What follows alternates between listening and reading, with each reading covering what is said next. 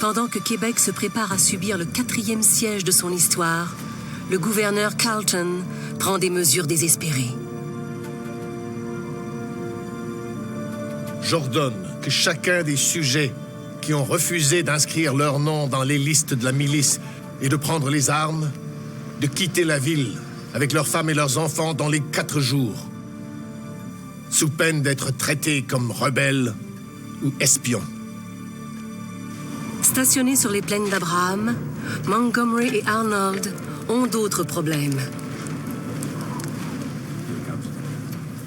Presque la moitié de leurs hommes doivent quitter l'armée à la fin de leur contrat d'engagement le 1er janvier. Le temps fuit. La garnison de Québec sait que le temps joue pour elle.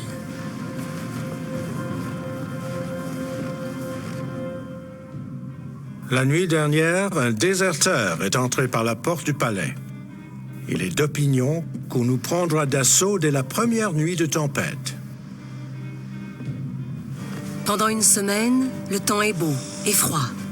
Mais dans les derniers jours de décembre, les conditions climatiques changent. Les Américains lancent leur attaque. Leur plan consiste à prendre la base-ville pour investir la citadelle. À 2 heures de la nuit, Montgomery approche de la ville par l'ouest avec 300 hommes. Seuls 30 miliciens canadiens, une poignée de marins anglais et quelques canons défendent Québec.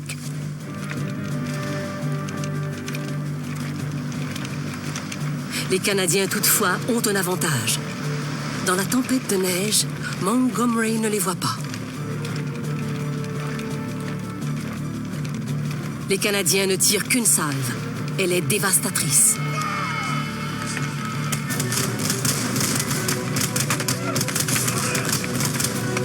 Montgomery et la plupart de ses officiers sont touchés.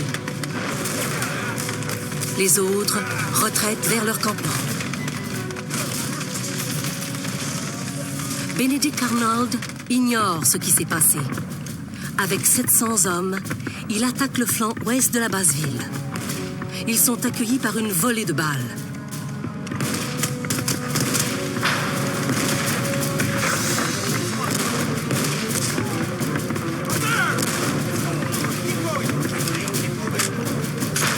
Benedict Arnold est touché à la jambe et évacué.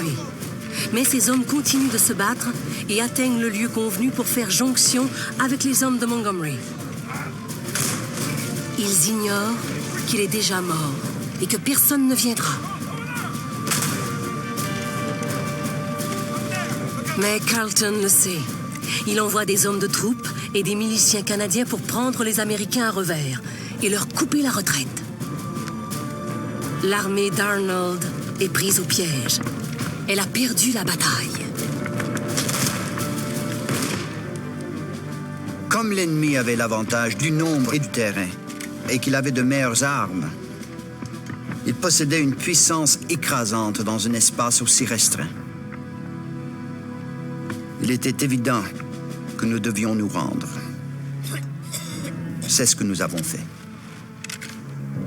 400 Américains se rendent. 80 sont morts, enfouis dans une neige si épaisse qu'on ne retrouvera leur corps qu'au printemps. Même les Canadiens qui avaient secrètement souhaité la victoire des Américains se tournent contre eux.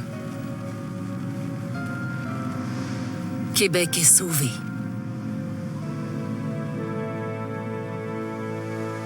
Au printemps, les navires anglais débarquent à Québec des troupes fraîches. Et l'invasion américaine de la province de Québec, commencée 1 an plus tôt, prend fin dans la confusion.